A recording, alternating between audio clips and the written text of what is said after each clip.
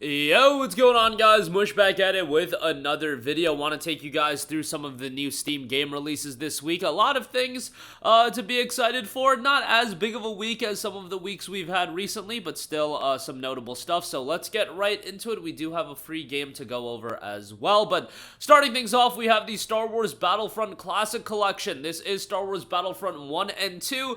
You've got some additional content, additional heroes, things of that nature included in this as well. Online multiplayer is the big element. A little bit of controversy for sure as well with it, given the price point of $31.50, although our good friends at Green Man Gaming do have the game down to $26 and change. Go check it out there if you're an XP member. If not, you can still use the code MAR17, M-A-R-17, and save 17% and get it for like 29 and change. But the game obviously includes Battlefront 1 and 2, and those two games are available on Steam. It's an incredibly exciting release on consoles and, you know, Nintendo Switch, PlayStation, Xbox, because those games aren't readily available on those platforms. But Battlefront 1 and 2 are readily available on PC and Steam, and they're available for like $10 a pop, and they go on sale for like $2.50, I believe. So when you look at it from that standpoint, yeah, I could see why the pushback is there. But given that you are getting this re-release, what I am hoping for is that this revitalizes the online community. A lot of people check it out, and ultimately a lot of people play the game, and you have an active online server for a while. I imagine that it's not going to be sustainable for a long period of time, although it may be. Like, yo, Battlefront 1 and 2 are huge. I think people underestimate just how big Battlefront 2 especially was. The biggest bummer of this collection is no cross-platform play. It is such a shame that couldn't happen, guys. This collection is going to sell millions of copies on console. How couldn't we get cross-platform play done? I don't know the intricacies of getting cross-platform play working, but I would imagine they could figure it out. And if they couldn't figure it out for launch, then after they rake in millions upon millions of dollars for this release, because I do believe, in all honesty, it's going to sell that well. I get it, licensing fees are expensive, but it's going to rake in a lot of cash, and you would hope that the game would do fairly well to the point where they could add cross-platform play. I don't know, maybe they won't add it, but hopefully they do. But at the very least, having Battlefront 1 and 2 available in a collection, having a lot of people revisit it, it's going to be an exciting time, if nothing else. And Battlefront Classic Collection does drop on March 14th. Next up, we have Crown Wars: The Black Prince. The War of Crowns rages on. Knights and brigands run rampant throughout the land, sowing destruction. From your castle base, rise to become the lord who leads the battle against the forces of evil in this turn-based tactics and strategy title. Become the lord of your domain from your castle, your seat of operations. Recruit, equip, and train your soldiers to fight all those that threaten the kingdom. Build squads according to the requirements of each mission, then set out to find the source of evil and thwart the malevolent plans of the Order. In brutal turn-based combat, your management and strategic skills will be put to the test. Manage your resources wisely to help your domain flourish, and plan your squad excursions by choosing which missions to tackle. With the world on the brink of collapse, there can only be one solution: the Order must be defeated. Fight darkness with sword and wit. The 100 Years' War revisited, explore 14th century France and the art of war in that period. Iconic characters like Nicholas Flamel and Edward of Woodstock, as well as faithfully recreated weapons. Crown Wars: The Black Prince adds a unique element to this medieval setting, a story involving the dark arts and the occult, which influences the gameplay. Prevent the Order from expanding its influence and restore your reputation. Take part in missions against the cult members of the Order to thwart their plans and prevent them from seizing control of the kingdom in a long-term campaign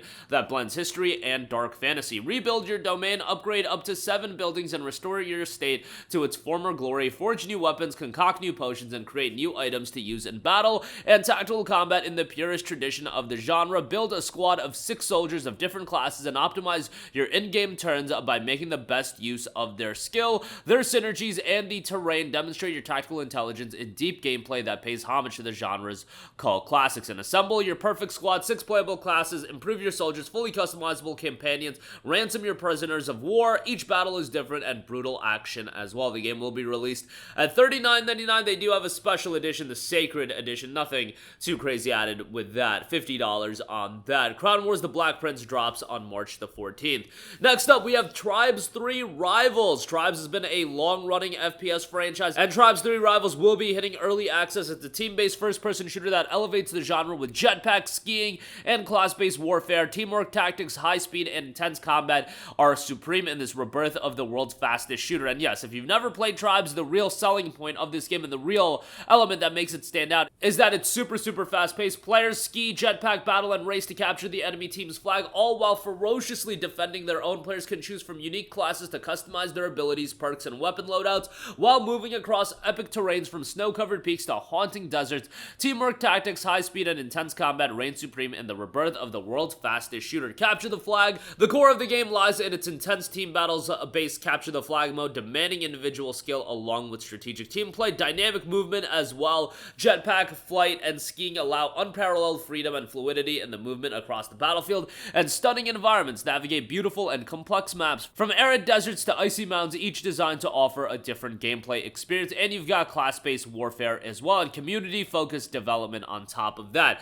Hitting early access is Tribes 3 Rivals on March the 14th. Next up, a totally free-to-play game. You have No Love Lost, a brand new free-to-play extraction shooter. Grab your ragtag crew and take up the Nectar raiding trade on Dangerous Planet that's become all the rage. In this PvPvE extraction game, for 1 to 10 players compete against enemy crews to harvest as much nectar as possible before night falls, but watch out, they're not the only one roaming this planet. Extraction shooters seem to be the rage, and a lot of them are coming out. Some of them don't resonate as much. In 15-minute sessions, race through a vibrant planet with over 4 lush biomes on state-of-the-art hoverboards. Compete in quest to garner your team more nectar and dodge perilous dangers deep within the world. When night falls, the real monsters come out. Get back on your extraction ship, start or be left behind to become one with the planet forever. Clear your way to the top, choose your gear wisely with a wide array of both melee and ranged weapons as well as traps and gadgets. The chance to bring your team to victory is never out of reach or certain fate. Harvest smart or risk it all. Only those who make it on the extraction ship will leave with their nectar, so optimize your tactics, rally your crew,